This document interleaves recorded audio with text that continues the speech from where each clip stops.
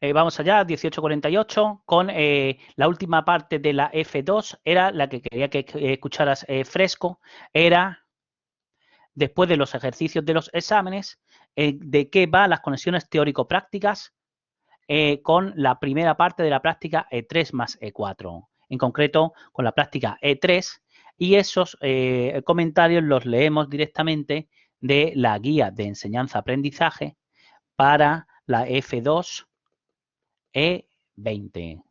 Entonces, en la práctica E3 hemos hecho el punto 1 y el 2, la parte de los exámenes. El 3 lo que dice es que analices cuáles son las formulillas correspondientes a la delta de Dirac y a la U de Heaviside que utilizaremos para implementar una función de probabilidad y una función de distribución de una variable aleatoria discreta, como se hace en ingeniería de telecomunicaciones.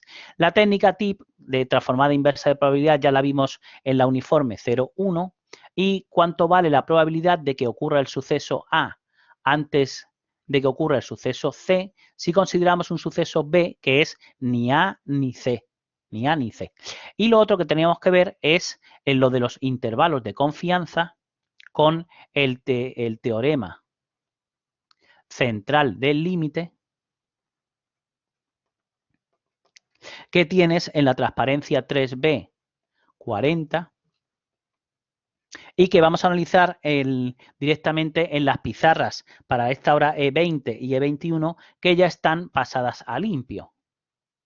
Y lo tienes en la pestaña que pone dentro del tema E3 que pone pizarras E20, E21. Para los intervalos de confianza que vienen descritos en la página 11 del MA, de la descripción sucinta de prácticas, el MA 1801, cuando el intervalo de confianza, digo, es un intervalo de confianza al 100 por 1 menos alfa por ciento. ¿De qué se trata en esto de los intervalos de confianza? Pues hay que encontrar un intervalo A, B, en el cual un determinado parámetro esté entre A y B y la probabilidad de que lo esté es 100, o sea, el 1 menos alfa, el 1 menos alfa. Y acuérdate que ya habíamos dicho en la hora 19, habíamos contado que el C era 1 menos ρ. ¿Bien? Bien. Pues se basa en considerar la función de densidad de la normal tipificada, o sea, la que tiene de media 0 y desviación típica 1, que esta es la gráfica de la f sub z de C con z distribuida según la normal 0, 1. El otro día lo que calculábamos era el percentil Césimo. ¿Te acuerdas cuando vimos lo de la interpolación lineal inversa? Pues ese z sub c era tal que la probabilidad de que z sea mayor que z sub c era el ρ. Pues voy a definir como ρ alfa medios. ¿Por qué? Pues porque como por la simetría de la función de densidad de la normal 0, 1, este menos z sub c es el percentil que tiene ese área, también sería ρ, que es alfa medios. Y entonces, como alfa medios más alfa medios es 2 alfa medios, que sería alfa, entonces todo este área que tengo aquí en medio sería 1 menos alfa. ¿Lo ves? ¿Sí? Sí. ¿En qué se basa lo de la formulilla correspondiente de la delta de Dirac y la función de Heaviside? Se refiere a que la función de probabilidad la vamos a poder escribir como esta sumatoria, donde el delta este es la delta de Dirac, vale 1 cuando lo del argumento valga 0, o sea, cuando x vale x sub i, y 0 en caso contrario. Y la escalón unitario es la u de Heaviside, vale 1 cuando lo de dentro es mayor o igual que 0, es decir, cuando x es mayor o igual que x sub i, y vale 0 en caso contrario. pues me va a servir para pintar funciones de distribución, en el caso de una variable aleatoria discreta.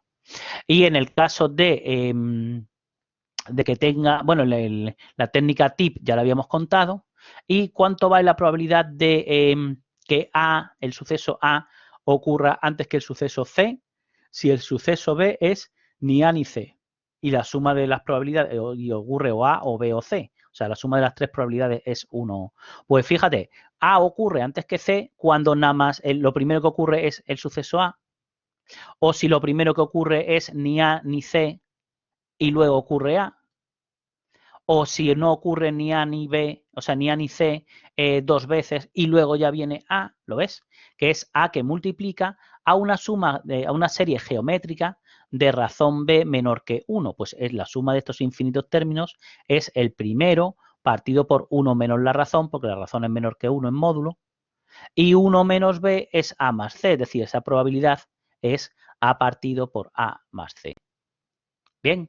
Y la técnica, lo de los intervalos de confianza, lo vamos a contar unido con la técnica del método de Monte Carlo, que significa hacer mogollón de pruebas y analizar en cuántas se cumple una determinada condición y hacer que la probabilidad de esa condición sea por la frecuencia relativa, es decir, el número de veces que se da partido por el número de pruebas. ¿Vale? Y el trasfondo teórico para los intervalos de confianza es lo que te digo que tienes que conocer del teorema central del límite. Fíjate, en el teorema central del límite tengo una sucesión de variables aleatorias independientes e idénticamente distribuidas, es decir, no tienen por qué ser normales, ¿eh? Lo que tienen que tener es la misma distribución. Pues, y además tienen que ser variables cualesquiera, no necesariamente normales. ¿Te acuerdas cuánto valía la esperanza de la suma? Ya lo hicimos en variables estadísticas. La esperanza de la suma era la suma de las esperanzas. O sea, la media de las variables era, de la suma de variables, era la media de las sumas. O sea, perdón, la suma de las medias, ¿sí? Y la varianza de la suma era la varianza de la primera más la varianza de la segunda más dos veces la covarianza de x1 por x2. Pero si las variables son independientes, esta covarianza es 0, ¿no?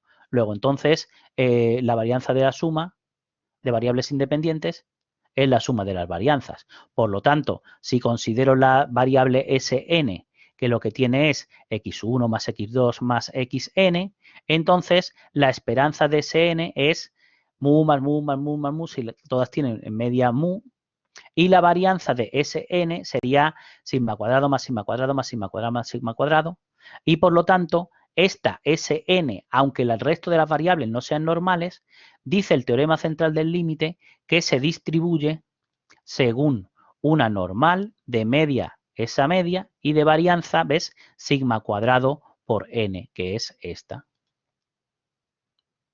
¿Vale? Puedo tipificarla, es decir, puedo restarle esta media y restarle y dividir por la desviación típica y convertiría entonces la Sn en una normal 0, 1. Y el teorema de Fisher, que es lo que tienes ahí abajo en la transparencia, en donde pone consecuencia, es qué pasa con la variable Sn multiplicado por 1 partido por n y sumándole 0. Pues que es una transformación lineal como las que veíamos en la hora 19. Y ya habíamos visto que la esperanza de esta variable es a más 1 partido por n por la esperanza de Sn. Como la esperanza de Sn vale esto, pues entonces la esperanza de x media es mu. ¿Y cuánto vale la varianza después de hacer una transformación lineal? Pues lo vimos también el otro día. Era 1 partido por el b al cuadrado, 1 partido por n cuadrado, por la varianza de ese n, que es sigma cuadrado por n. Pues entonces simplificas y te queda que esta x media va a ser una normal de media mu y desviación típica sigma partido por raíz de n, que es de donde arranca el desarrollo de el que tienes en la descripción sucinta de prácticas. Entonces, la x media es tal que así.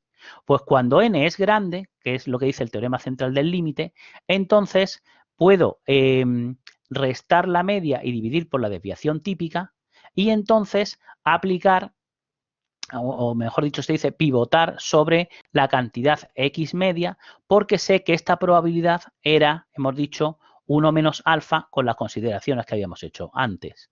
Y entonces, si de aquí despejas, si multiplicas por la desviación típica y sumas la media, entonces el intervalo AB, este que te están pidiendo aquí, es centrado en X media más menos Z sub C, el percentil césimo de la normal 0,1 multiplicado por sigma y dividido por raíz de n.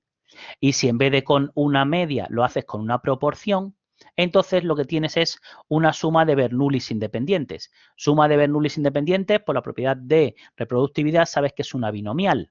Pues como la variable P gorro de la proporción es A más B por la variable, pues entonces, ¿cuánto va a valer la media, la esperanza de P gorro? Pues va a valer 1 partido por n por la esperanza de una binomial. Y la esperanza de una binomial NP era n por P, ¿lo ves? ¿Y cuánto vale la varianza de P gorro? Pues sería 1 partido por n cuadrado y por la varianza de Sn, y la varianza de la binomial, ¿cuánto valía? Pues n por P por Q. Es decir, que entonces tengo una variable, ¿ves? Aunque las demás sean, el resto de variables sean Bernoullis, pues tengo que por el teorema central del límite, cuando n es grandecito, entonces esta P gorro se distribuye según una normal de media esta y desviación típica la raíz cuadrada de esto. Pues haciendo el papel de mu, el P, y haciendo el papel de la desviación típica, procediendo de la misma forma, el intervalo es P gorro más menos el Z sub C por esto. ¿Bien? Bien. ¿Y qué quiere decir un intervalo de confianza? Pues no quiere decir que, por ejemplo, en el caso de la media, no quiere decir que la media auténtica esté en el intervalo de confianza que tú has calculado, ¿eh? Ni que 1 menos alfa sea la probabilidad de que el intervalo contenga a al verdadero, a la verdadera media. Lo que quiere decir es, por ejemplo, con alfa 0,05, que si tú haces un intervalo de confianza al 95%, que el 95% de los intervalos que tú calcularas aleatoriamente tal que así, contendrían a la auténtica media. Que ya será casualidad que des con el 5% en el que no lo contenga. Vale, bien. Pues con eso es con lo que terminamos la parte de F2 y ahora ya podemos pasar a la hora E20, en la que te digo, la pizarra ya está pasada a limpio y la tienes en la pestaña tema 3, ahí donde pone pizarras para E2021 desde el primer día, desde mediados de febrero, tienes las pizarras para esta hora y la siguiente pasadas a limpio. He desarrollado ya esta parte de aquí y ahora para la hora E20 me queda esta, la de arriba, la log normal, y el análisis de las gammas con sus casos particulares, la exponencial y la Erlang. Eso es lo que tenemos para hoy. ¿Vale? Pues venga, vamos a ello. ¿En qué se trata en el caso de una log normal? Bueno, por cierto, nada más que voy a hacer mención a las transparencias que son materia del curso. Me refiero, la 3B20 no es materia del curso, ni la T-Student, la Chi cuadrado, ni la F-Snedecor tampoco lo son. Todas estas me las voy a saltar, ¿eh? La 20, 43 a 46 y 49 a 55. Empiezo en concreto con la log normal que está en la 3B56, que es esa que tienes ahí. En una log normal dice los logaritmos neperianos de los valores sean normales, o dicho de otra forma, cuando tú tienes una variable normal y haces normal mu sigma y haces e elevado a esos valores. De hecho, es como las simulas. Tú primero simulas una normal 0,1, luego te tipificas para obtener una normal mu sigma y luego haces e elevado a lo que te quede para tener una log normal mu sigma.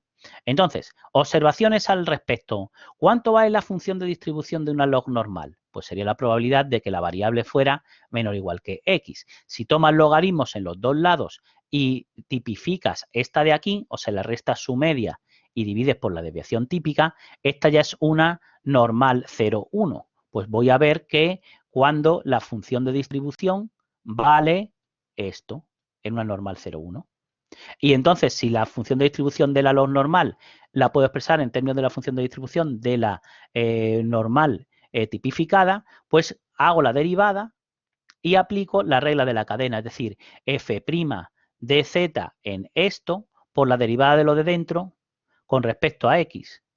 Vamos, lo único que hay, que sería 1 partido por sigma por la derivada del neperiano, que es 1 partido por x. Luego, entonces, tengo que evaluar la función de densidad de la normal 0,1, que era esta, la vimos el otro día, y donde pone z, poner todo esto, y multiplicar por 1 partido por sigma y por 1 partido por x. ¿Y qué es lo que queda? Pues esto.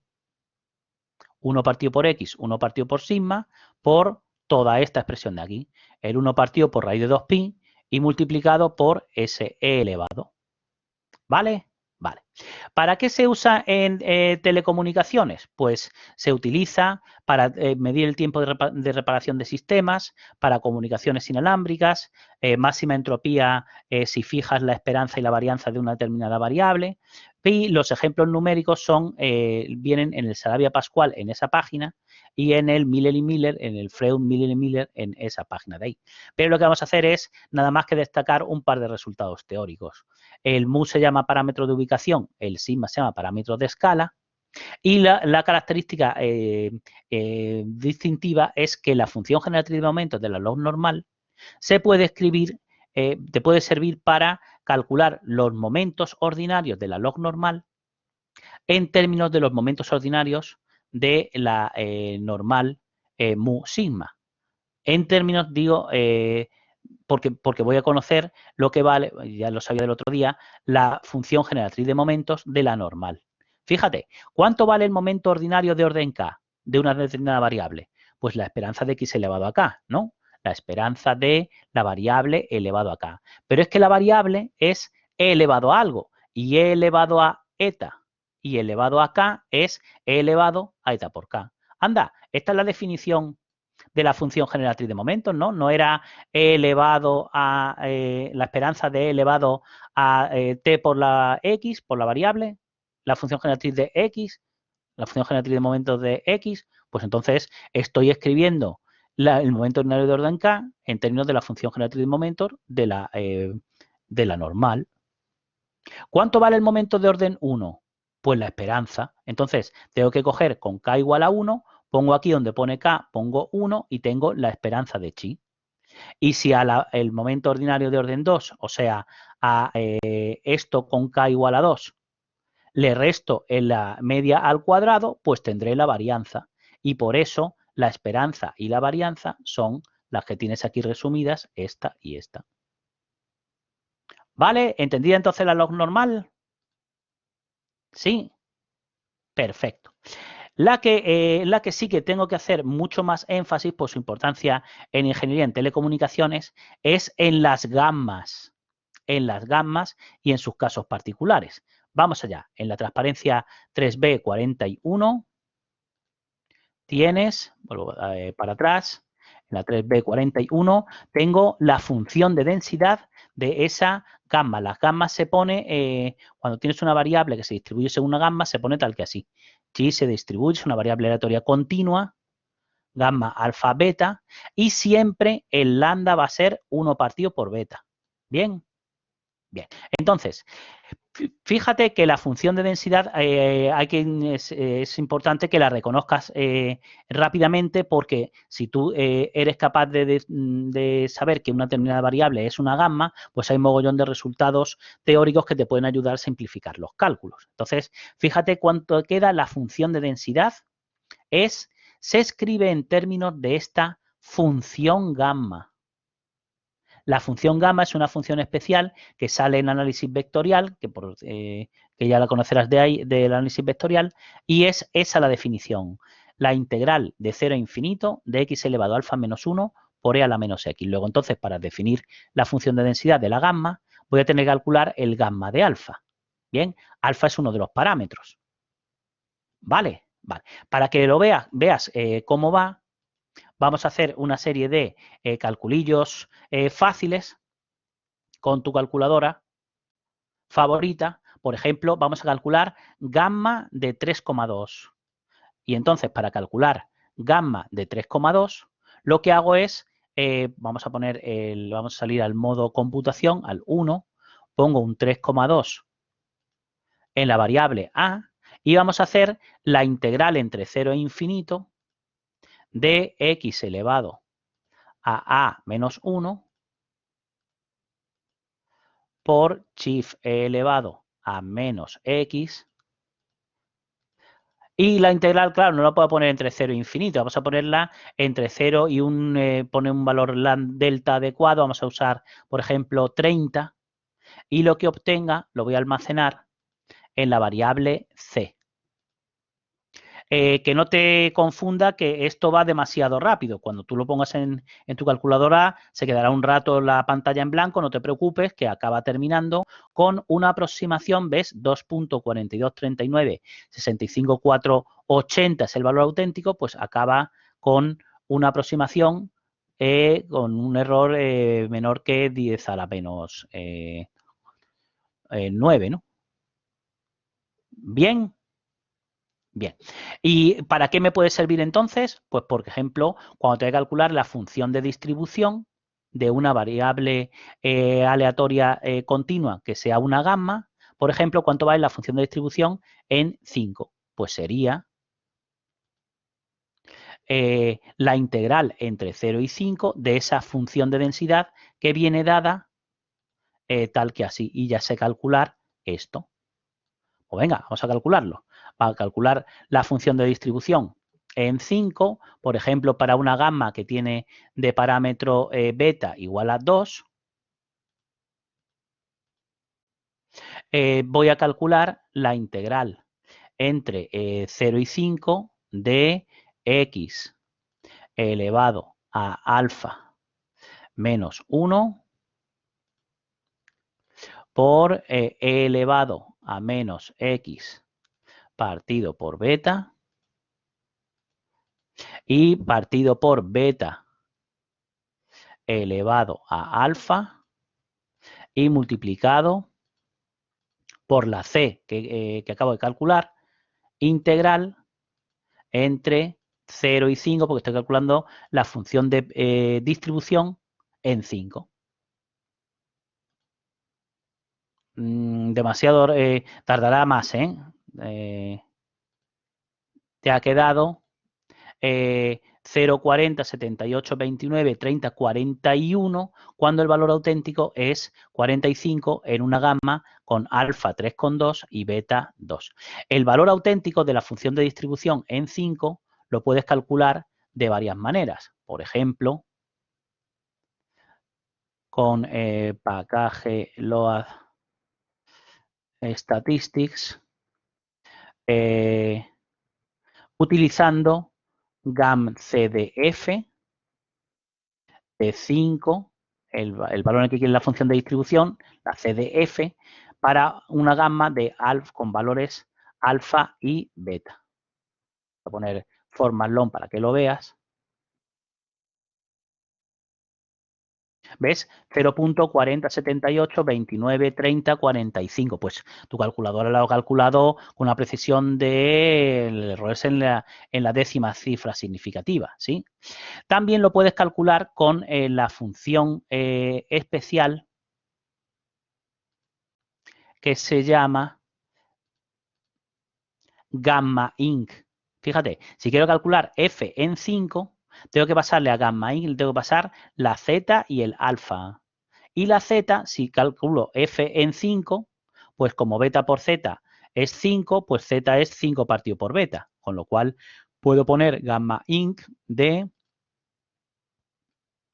si pongo gamma inc de 5 partido por beta y luego coma alfa, pues también calculo el mismo valor.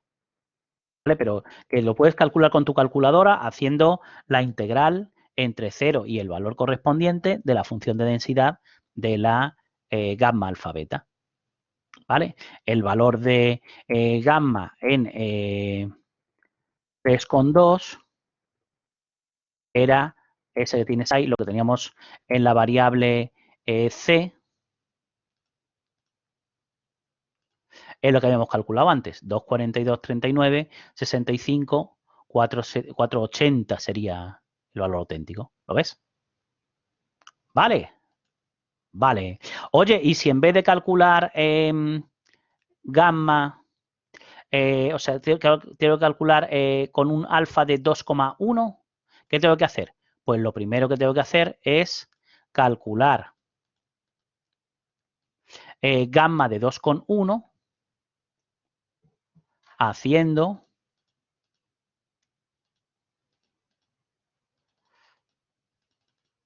2,1 se lo pongo a la variable A, voy a calcular gamma de 2,1 haciendo esa integral, gamma de 2,1 me queda, ¿ves cómo le cuesta? Sería el 1.046485,847 que tienes ahí, y ahora una vez que tienes el valor de C, ahora para calcular la integral entre 0 y 5, hago eso. Y se obtiene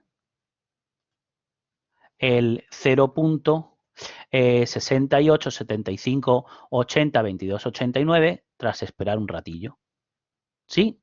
Cuando sí que va rápido es cuando alfa es un valor natural positivo, ¿lo ves?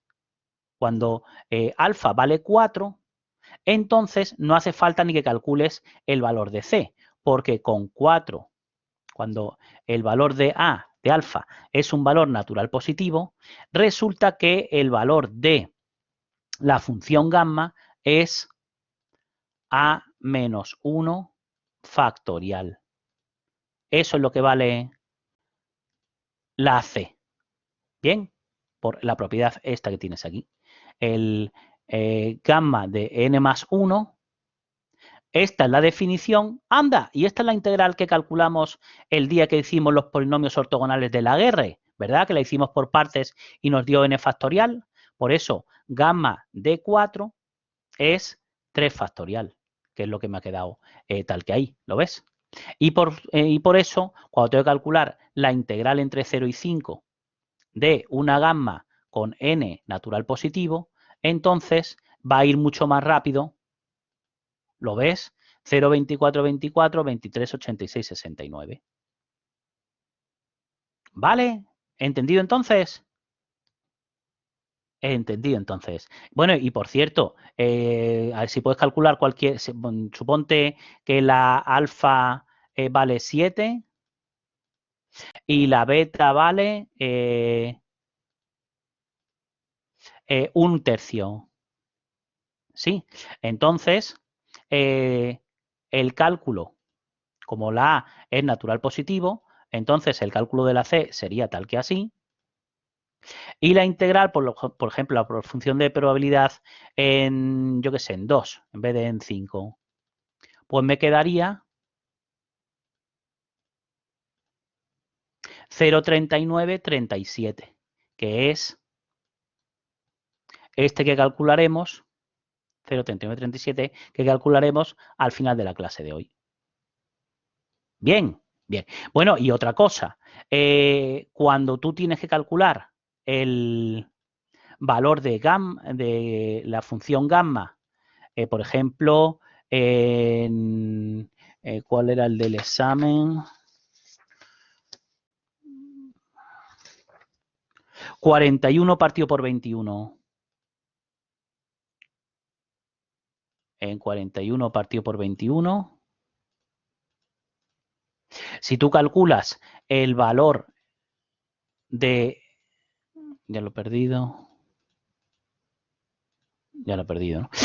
Si tú calculas el valor de la función gamma en el 41 partido por 21, si lo pongo en modo line IO, puedo cambiarle la tolerancia por defecto. Me refiero, si tú pones x elevado a alfa menos 1 por chif elevado a menos x y quieres hacer la integral entre 0 y 30 con una tolerancia de 0,5 por 10 a la menos 5, observa que termina el valor calculado en 42, ¿lo ves? 0,98, 0,7, acaba en 42, que es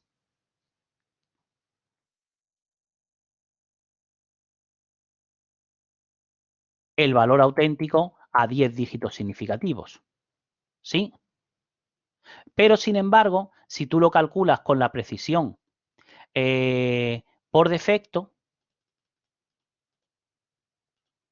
no obtienes acabado en 42, obtienes acabado en 57, ¿lo ves? Entonces, que puedes cambiarle la precisión, la tolerancia con la que calcula el integrador numérico este de aquí. ¿Vale? Bien. Bien. Y una serie de propiedades interesantes, pues ahí tienes el ejercicio E2A1 del examen de septiembre de 2012, te pedían que demostraras una relación fácil cuando impones que la función de densidad de la gamma correspondiente sea función de densidad, es decir, la integral en todo el soporte tiene que quedar 1. El soporte, por supuesto, si el alfa es mayor o igual que 1, incluye el 0, pero si el alfa no incluye, si el alfa es menor que 1, el 0 no puede estar. ¿Por qué? Pues porque como el alfa sea menor que 1, esto es x elevado a algo negativo, o sea, 1 partido por x elevado a algo positivo, con lo cual el x no puede estar en el denominador. Bien, y entonces con alfa igual a 4, es el cálculo que hemos hecho antes, observa que, o sea, con beta igual a 4, observa que para los distintos valores de alfa se obtienen esas expresiones. Fíjate que con esas gráficas de la función de densidad, fíjate con alfa igual a 1 parece una exponencial negativa. ¿Lo ves? Es que va a ser una exponencial negativa, ahora lo vas a ver. Y el otro caso particular que hemos visto es con alfa natural positivo, y fíjate qué forma tienen las distintas funciones de densidad cuando alfa es un natural positivo. Pues me voy a quedar con el caso alfa igual a 1 y con alfa natural positivo. A este le vamos a llamar exponencial y a este le vamos a llamar al azul, y a estas de aquí le vamos a llamar Erlang de parámetros n, que coincide con el alfa, y beta. Pero antes de ello, pues algunas otras propiedades de la gamma. Una forma de calcular el valor de la función gamma es con lo que se indicaba en el libro de análisis vectorial en la página 28, siempre y cuando corrijas la errata correspondiente, que te dirían este es un 1 partido por 1680. Pero para eso tienes que reducir el parámetro de la gamma que estás calculando a un parámetro que esté, a un valor que esté entre 0 y 1. Y eso se consigue con esta propiedad, con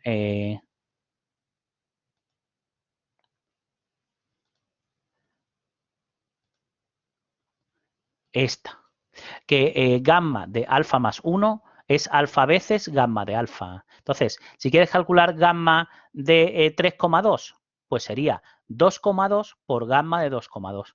Y gamma de 2,2 es 1,2 por gamma de 1,2. Y por eso, utilizando esta propiedad recursivamente, pues puedes calcular, puedes reducir el argumento al intervalo 0, 1. Otra de las cosas interesantes, esta ya la habíamos visto, es que gamma, el valor de gamma en un medio, no tienes por qué calcularlo porque sale raíz de pi. ¿Por qué? Porque fíjate, gamma de un medio, pues sería en la integral correspondiente, un medio menos 1 sería t elevado a menos un medio por e elevado a menos t diferencial de t, ¿sí? Entre 0 e infinito. Pues si hago el cambio de variable z cuadrado partido por 2, entonces la variable z también va entre 0 e infinito. Y el diferencial de z sería z por diferencial de z. Y al hacer, donde pone aquí t, poner z cuadrado partido por 2, te sale z a la menos 1, que se te cancela con este, y el raíz de 2 de aquí subiría entonces al numerador, ¿sí? Y ahora me queda la integral entre 0 e infinito de e elevado a menos z cuadrado partido por 2, que es precisamente la mitad del área de la normal 0, 1, si consideras el factor correspondiente. Como el factor correspondiente de esta e elevado a menos z cuadrado partido por 2 era 1 partido por raíz de 2pi, pues al hacer la integral entre menos infinito e infinito, me tiene que dar 1. Luego entonces me queda raíz de 2pi. Como en vez de entre menos infinito e infinito estoy integrando entre 0 e infinito, pues ¿qué me queda? Pues raíz de 2pi partido por 2. Pues si eso lo reemplazas tal que aquí, raíz de 2pi partido por 2, ¿qué me queda? Raíz de 2 por raíz de 2, 2 entre 2, 1, pues me queda raíz de pi. Oye, ¿y cuál es la función generatriz de momentos de la gamma? Pues es esta, 1 menos beta t elevado a menos 1 y elevado a alfa, o sea, elevado a menos alfa. ¿Sí? ¿Lo ves? Y entonces se concluye que la propiedad reproductiva, cuando tienes que sumar dos gammas independientes, entonces la suma es una gamma de parámetros alfa 1 más alfa 2, beta. ¿Por qué? Pues porque si esto es elevado a menos 1, es algo elevado a alfa 1 y algo elevado a alfa 2, al multiplicar las funciones generatrices de momentos, me queda algo elevado a alfa 1 más alfa 2, con lo cual el producto de las funciones generatrices es la función generatriz de la suma. Con lo cual, por como es la función generatriz de momentos, entonces veo que efectivamente se cumple la propiedad reproductiva con x1 y x2 independientes, ¿eh?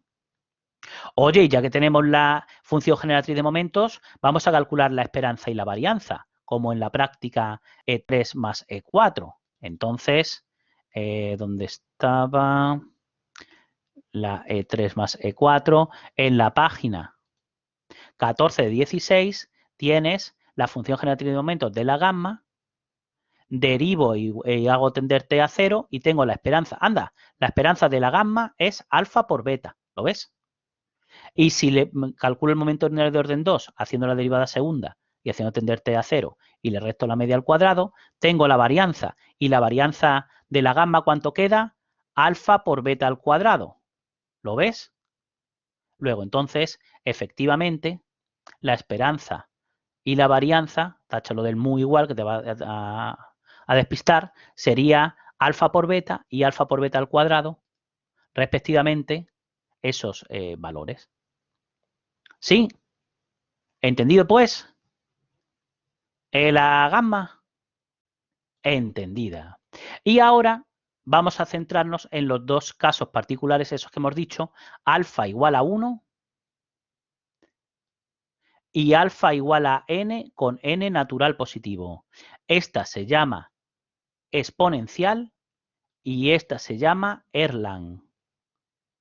¿Vale? Pero que son casos particulares de la gamma. Hay otros casos particulares, por ejemplo, famosillos, que es la chi cuadrado con n grados de libertad, pues es una gamma. Es una gamma en la que alfa vale n medios y beta vale 2, igual que hemos estado haciendo ahí en los ejemplos, ¿lo ves? Pero las características de esta, las características particulares de esta, no las vamos a estudiar. Vamos a considerarla como una gamma general y ya está. ¿Vale? Ni esta, ni la testudent, ni la FEDESNEDECOR, esas no. Saldrá en las prácticas, pero como puede salir cualquier otra variable aleatoria que hayas estudiado en teoría o no. ¿Bien? Bien. Y digo, vamos a centrarnos entonces en estas gammas. La que viene en la página 47 y 48 es la exponencial. Y las Erlang vienen en la página 57 y 58 y son gammas con alfa un numerillo natural positivo. ¿Bien? Bien. Entonces, el análisis de la exponencial. ¿Por qué aparece tanto la exponencial en los exámenes? Pues por la propiedad esta de falta de memoria que ahora veremos a continuación. Fíjate, hemos dicho una exponencial de parámetros lambda. El lambda siempre es 1 partido por beta, ¿eh? o beta igual a 1 partido por lambda, ¿vale? Pero normalmente la exponencial se pone en el parámetro lambda. Pero fíjate, ¿qué pasa en una gamma cuando alfa vale 1? Pues si alfa vale 1, aquí me queda x elevado a 0, ¿no? Que sería 1, por e elevado a menos x partido por beta, o sea, por e elevado a menos lambda x, y aquí me quedaría 1 partido por beta, o sea, lambda elevado a 1, lambda por e elevado a menos lambda x, porque el gamma de 1 es 0 factorial, ¿no? Pues por eso la función de densidad de la exponencial es lambda por e elevado a menos lambda x, ¿vale? Y es una gamma cuando alfa vale 1. ¿Cuánto vale la media y la varianza? Pues entonces, como ya acabamos de ver, que en una gamma es alfa por beta, la esperanza, y alfa por beta al cuadrado, pues en una exponencial la esperanza es 1 partido por lambda y 1 partido por lambda al cuadrado. ¿Lo ves? ¿Sí? Y la función generatriz de momentos, pues era 1 menos beta t elevado a menos alfa, pues con alfa igual a 1 o con alfa igual a n, tengo las funciones generatrices de momentos de la Erlang y de la exponencial. ¿Sí?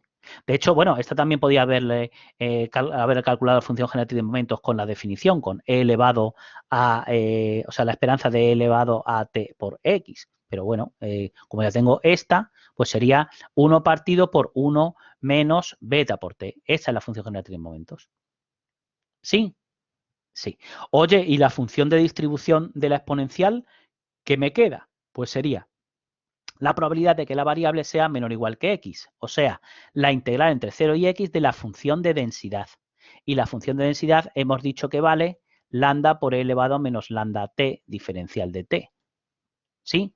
Pues, ¿cuánto vale la integral de e elevado a menos lambda t? Pues sería el mismo e elevado a menos lambda t, la primitiva, partido por menos lambda, particularizado entre x y 0. Ya he sacado el lambda de la función de densidad, ya lo he sacado fuera de del símbolo de integración, y lo que valga en x menos lo que valga en 0, que sería e elevado a 0, que es 1, partido por menos lambda. Pues lambda menos 1 partido por lambda sería más 1 partido por lambda dividido por lambda es 1, y lambda entre lambda lo cancelas, 1 menos e elevado a menos lambda x. La función de distribución la puedo calcular explícitamente en el caso de la exponencial para la Rayleigh y la Rayleigh y la Weibull que veremos el próximo día también, pero para la Erlang no. Para la Erlang ya hemos visto que tenemos que calcular la función de distribución integrando la función de densidad, como hemos hecho aquí, como hemos hecho en este último de los casos, cuando hemos calculado la función de distribución en 5. Y como hemos hecho en el último de los ejemplos, en este de aquí, para calcular la función de distribución en 2. Bien, bien. Y más observaciones. Es importante que sepas que en MATLAB y en Octave no se pasa el beta, ¿eh? Perdón, no se pasa el lambda. Lo que se pasa es el beta, ¿eh? El beta, en la exponencial de parámetros lambda. Y también es conveniente que te calcules los momentos ordinarios, por ejemplo, el momento ordinario de orden n de la variable exponencial de parámetro lambda, y que te calcules en casita cuánto vale el momento ordinario de orden n para una Erlang con alfa igual a 2 o con n igual a 2 y beta 1/2. ¿Por qué? Pues porque fíjate, cuando tienes la expresión para el momento ordinario de orden n, eso, ¿cuánto vale el momento de orden n? Pues la esperanza de x elevado a n, de la variable, ¿no? Entonces, la integral de x elevado a n por la función de densidad en el soporte vale esto. Con lo cual, si esto lo tienes calculado, te puedes hacer integrales, yo qué sé, si el soporte es entre 0 e infinito, de x elevado a n por la función de densidad, te queda una expresión directa sin necesidad de tener que hacer la integral. Digo, si estos los tienes precalculados. Bien, bien. Y vamos con las propiedades importantes de la exponencial y de la Erlang. Esta, la de la página 3b48 es la propiedad continua de falta de memoria. Lo que pasa que en la 3b48, en esta de aquí, está contado un poco farragosamente. Yo creo que lo vas a entender mejor tal que aquí. Fíjate, esta propiedad, en el caso discreto, la propiedad discreta de falta de memoria ya salió, ¿no? La tenían nada más que las variables aleatorias discretas geométricas. La geométrica, ¿verdad? ¿Y te acuerdas cómo era? Era la probabilidad de que x sea mayor que y más j condicionado a que x sea mayor que y, era lo mismo que la probabilidad de que x sea mayor que j. Pues ves, aquí lo que hago es, el que hace el papel de y es el t sub 0 este. Y el que hace el papel de j, pues sería el delta de t, el incremento del tiempo en el que quieres analizar la situación. Por ejemplo, suponte en el ejercicio, ¿cuál era? El ejercicio 3b8. Dice, en una fábrica el tiempo que transcurre entre accidentes sucesivos es una exponencial de parámetro 2. ¿Cuál es la probabilidad de que el próximo accidente no ocurra en la hora siguiente si no ocurrió en 2 horas? Pues lo que están diciendo es que delta de t es 1 y el t sub 0 es 2. ¿Lo ves? Y claro, t sub 0 más delta de t es 3. Pues tienes que calcular la probabilidad de que el nuevo accidente no ocurra en la hora siguiente, sea mayor que 3, sabiendo que no ocurrió en las 2 primeras horas. Pues lo que dice la propiedad de falta de memoria es que es la misma probabilidad de que el accidente venga en la hora siguiente, que sí sea mayor que 1. ¿Lo ves? Que el que no haya pasado en las 2 primeras horas no influye al calcular la probabilidad. ¿Vale? Pues eso pasa no solamente en el caso de que la chi sea una exponencial de parámetro lambda. Y vamos a ver por qué. Fíjate, ¿cuánto vale esta probabilidad? Es 1 menos no esto condicionado a esto. O sea, a veces se escribe tal que así, 1 menos, la probabilidad de que chi sea menor o igual que esto, condicionado a esto. Y esta, por lo mismo, es 1 menos la probabilidad de no esto. Entonces, para ver que 1 menos esto es igual a 1 menos esto, pues voy a ver si esto es o no igual a esto. ¿Vale? Vale. Oye, ¿y esto de aquí qué es? Anda, es una probabilidad, esta parte de aquí es una probabilidad de la forma B condicionado a A, ¿no? ¿Y eso qué era? Pues era la intersección partido por la probabilidad de lo que condicionas. La intersección es que la chi sea mayor que 2 y menor o igual que 3. Pues esta probabilidad que está aquí en azul es esta partido por la probabilidad de lo que condicionas, que es esta.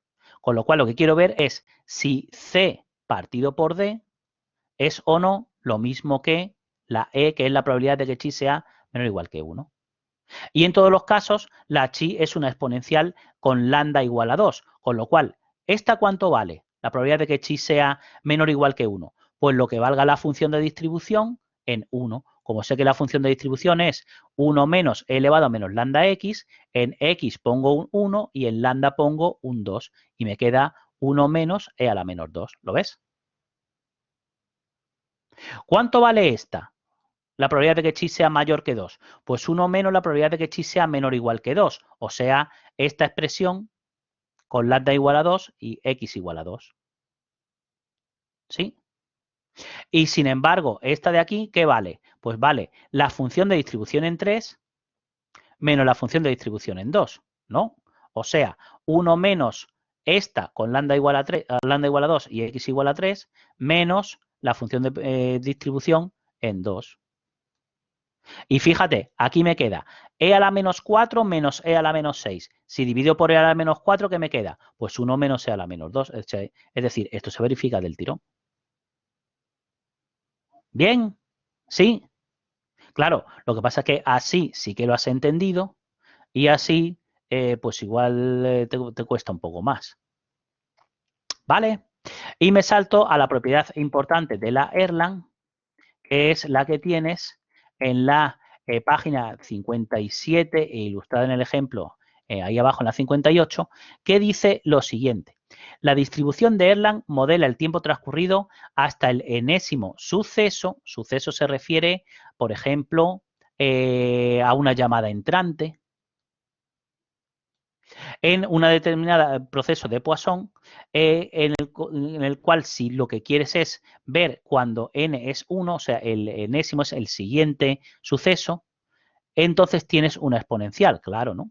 Porque lo que quiere decir es, si lambda es 1 partido por beta, tanto en el caso n igual a 1 como que no, cuando la llegada sea Poisson de lambda, la llegada, por ejemplo, de clientes o la llegada de llamadas entrantes, entonces el tiempo de espera hasta el enésimo cliente o el tiempo transcurrido hasta que llega el siguiente suceso, que es lo mismo, es Erlang n beta. Como Erlang n beta es lo mismo que una gamma n beta y cuando n es 1 tengo una exponencial de parámetro lambda, pues entonces el resultado es el de abajo, sea n mayor que 1 o sea n igual a 1. ¿Sí? Sí. Y el ejemplo correspondiente es en la 3B, el de la 3B58, pero lo vamos a ver más claro aquí. En el ejercicio 3B.8, apartado B, dice, en una fábrica el tiempo que transcurre aquí, el número de clientes que llegan por hora, la unidad de tiempo es la hora, ¿lo ves? Es una Poisson de parámetro de tasa 3. Entonces, si la unidad de tiempo es la hora, ¿cuál es la probabilidad de que el primer cliente, con n igual a 1, llegue no después de 15 minutos? Pues 15 minutos, si la unidad de tiempo es una hora, 15 minutos es un cuarto de hora, ¿no? Pues entonces tengo que calcular la probabilidad, la función de probabilidad, ¿ves? No después de 15 minutos sería menor o igual que un cuarto, con una exponencial de parámetro 3, porque la llegada es POI de 3. Y entonces, ¿cuánto vale la función de distribución en un cuarto, x un cuarto, con lambda igual a 3? Pues si lambda es 3 y x es un cuarto, pues 1 menos e elevado a menos 3 cuartos. 1 menos e elevado a menos 3 cuartos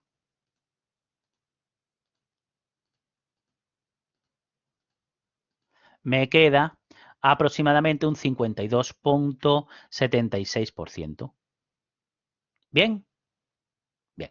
Y dice el ejercicio, ¿y cuál es la probabilidad de que hayan llegado 7 clientes no después de 2 horas cuando la unidad de tiempo es 1 hora? Pues ¿qué tengo que calcular? Pues la función de distribución en 2 cuando el alfa, o sea, el n, vale 7, pues el que hemos hecho antes, con alfa igual a 7, y el beta igual a 1 partido por lambda. ¿Lo ves? Por eso he puesto antes alfa igual a 7, beta igual a 3 a la menos 1, y hemos calculado la función de distribución en 2, la integral entre 0 y 2, de la función de densidad, con el valor de c calculado fácilmente, dado que el A es un valor natural positivo. Y me ha quedado esto, 39.37%, que es, por supuesto, los valores que tienes en la 58. Vale, entendido entonces. Pues es que yo creo que no me queda nada más. Que ahora tenemos... Uy, las 19:42. Quieto. Vale, ¿alguna pregunta? ¿Alguna duda? ¿No? ¿Lo dejamos aquí entonces? Venga, pues lo dejamos aquí. Hoy nos hemos escorrido un poquitín, ¿eh?